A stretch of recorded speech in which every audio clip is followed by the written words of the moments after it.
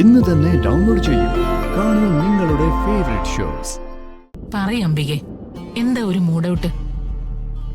ഇന്നെല്ലാ കളിയും തോറ്റല്ലോ.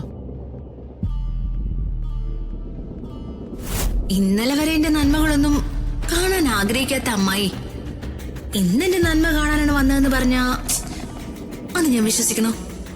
ഇതിന് ഞാൻ പകരം വീട്ടും. പകരം വീട്ടാൻ വരുമ്പോ 10 ഇരട്ടി തിരിച്ചു കിട്ടുമെന്ന വിചാരത്തോടെ വന്നാ മതി. ആ അമ്മായി, നമ്മൾ തമ്മിലുള്ള ഫൈറ്റൊന്നും ഈ സ്റ്റാഫുകൾ അറിയണ്ട. വേഗം സ്ഥലം വിട്ടോ. അംബിക എന്താ ആലോചിക്കുന്നേ? What's your tension? Tell me. എന്റെ മനസ്സ് നിറയെ അവളാ പുഷ്പകലെ, എന്റെ ശത്രു. ഋതികയോ? യെസ്.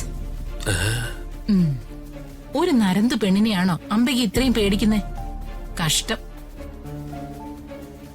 അവളിപ്പോ അങ്ങനെയൊന്നും അല്ല പുഷ്പകലെ. പുഷ്പലത കൃഷ്ണൻകുട്ടി ഇവർക്ക് ചേർന്ന കമ്പനിയാ. മുടിഞ്ഞ വാരയാ. ഈനാമ്പേച്ചിയും മരപ്പട്ടി. ഇയാൾ എന്തോടോ ഇങ്ങനെ ഒറ്റയ്ക്ക് നിന്ന് ചിരിക്കുന്നേ? ഊളമ്പാറ തൊട്ടടുത്തല്ലേ, അതുകൊണ്ട് ചിരിച്ചു പോയത് അമ്മച്ചി. അവളിപ്പോ എനിക്ക് വലിയൊരു വെല്ലുവിളിയായി മാറുക. മനസ്സ് നിറയെ അവളെ കുറിച്ചുള്ള ഓർമ്മകളാ. ആ ദേഷ്യം കൊണ്ടാ ഞാൻ ഈ ഗെയിമിലൊക്കെ തുടരെ തോക്കുന്നേ. എന്റെ അംബികയെ പോലെ ഇത്രയും ശക്തിയും ബുദ്ധിയുമുള്ള ഒരു സ്ത്രീക്കാണോ ഒരു ചീളു പെണ്ണിനെ ഒതുക്കാനും തീർക്കാനും പറ്റാത്തത്? ഞാൻ പല പ്ലാനുകളും ഒരുക്കി നോക്കി പുഷ്പകലെ, പക്ഷേ ഒന്നും അങ്ങോട്ട് വർക്കൗട്ട് ആവുന്നില്ല. വർക്കൗട്ട് ആക്കണം.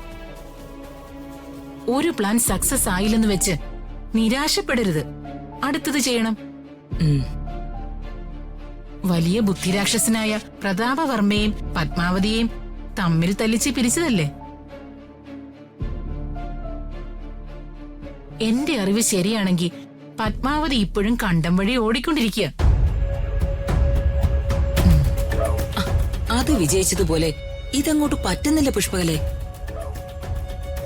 അവളോടുള്ള എന്റെ എല്ലാ ഫൈറ്റുകളിലും ഞാൻ നിരന്തരം തോറ്റു പോവാ. തോൽക്കരുത് അംബികയെ, ഞാൻ സഹായിക്കാം.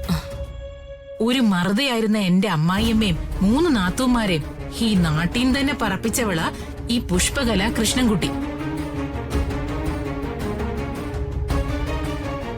ആ രാജുവിന്റെയും ഋതികയുടെയും കുടുംബജീവിതത്തിൽ പ്രശ്നങ്ങൾ ഉണ്ടാക്കണം. അവര് തമ്മിൽ കണ്ടാൽ പൊട്ടിത്തെറിക്കുന്ന വിധത്തില് ഉഗ്രം പാരകൾ പണിയണം.